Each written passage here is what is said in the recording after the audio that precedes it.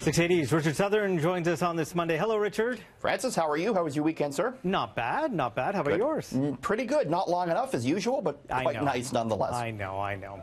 Wondering, are you a cash guy or do you put everything on the cards? Everything on the card. In fact, if I go into a store nowadays and they don't take debit, I'm pretty much like, you're not going to get my business type of thing. And I was in Asia and everywhere there they use the equivalent of the Presto card and they use it everywhere. So you preload money on a card and you go and you use it in a store?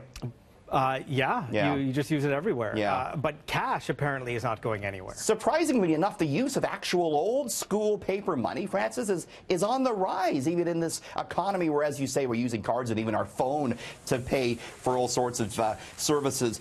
This is according to the Bank for International Settlements. They said the use of paper money is up from 7% of GDP in 2000 to 9% in 2016. The resurgence of paper money driven by the fact that people are using it as a store of value. So as interest rates fall, there's more of an incentive to hold cash.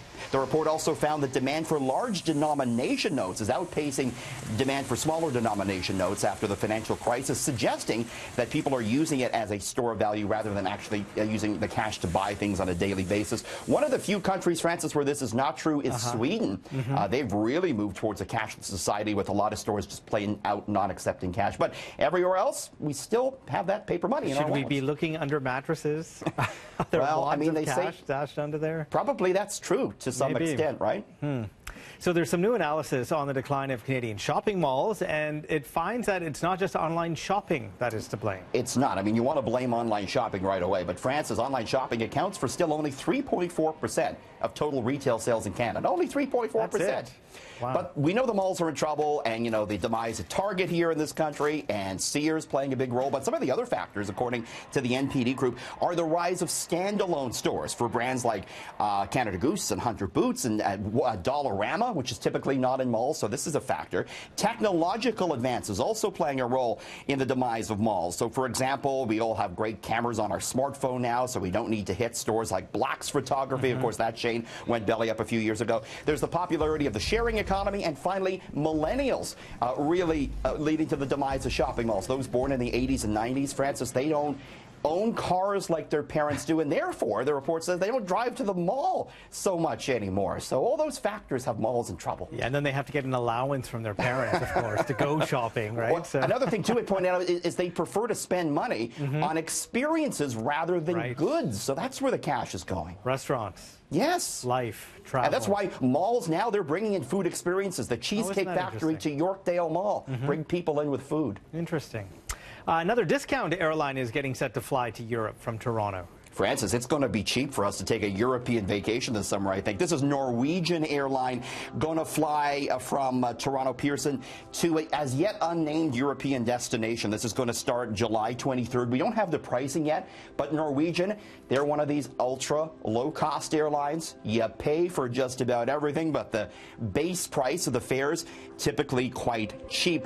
This move would make Norwegian just the latest airline to fly between Toronto and Europe. Of course, we got WOW Air, the discount Icelandic airline, doing it. Next month, Latvian low-cost carrier Prima Air will fly between Toronto and London and Toronto and Paris. $199 one way they're selling it for. And you got Air Canada, WestJet doing it. So a lot of competition on the European routes this summer. It's going to bring prices down. That's a good thing. So there's a new report that ranks countries most likely to have a banking crisis, and Canada is right near the top. Yeah, we are looking at Hong Kong sort of leading the way, then China, Switzerland, and Canada with a 9.6% chance of a banking crisis, according to IBS. And this is really tied to debt levels. And Canadian household debt continues to hit record highs. Canadians now owe, on average, $1.71 of debt for every dollar of disposable income. And this, they say, an early warning sign when you have a lot of debt like this for the risk of a banking crisis. Something to keep in mind. Of course, the Canadian banks. Do I need to close my Swiss bank account and move it to my Cayman Island account? Wow, Francis. Swiss bank account. If only I had that problem. Really? Yeah. The Texture magazine app, partly owned by Rogers, our parent company, has been sold to a really big-name buyer. Yeah, it's Apple buying Texture.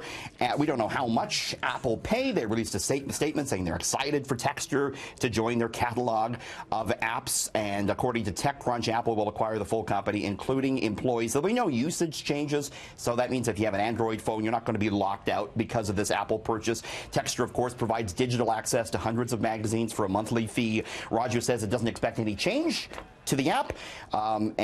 This is a joint venture, by the way, we should mention, between Rogers and some of the big publishing companies out of the U.S.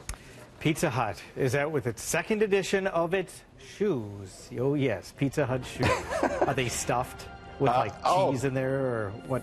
Very good. No, No, they're not. No need to eat the shoe, but they do. They do order pizza for you. So there's a button on the tongue there. You hit the button, it automatically orders a pizza for you. Connects via Bluetooth to your phone. This is the second such pairs of shoes they come out with. They're called Pie Tops, Francis, and you can even pause your TV with a button on the other shoe. The bad news is they won't go on sale to the public. They're going to be available through a giveaway tied into the NCAA basketball tournament. Pizza shoes, Francis. Now you've seen it all. What if you're not allowed to wear your shoes inside? Yes, then you're going to have to order pizza the old-fashioned way, I'm afraid, on the phone. Not with the phone. Heaven forbid. Thank you, Richard. Thanks.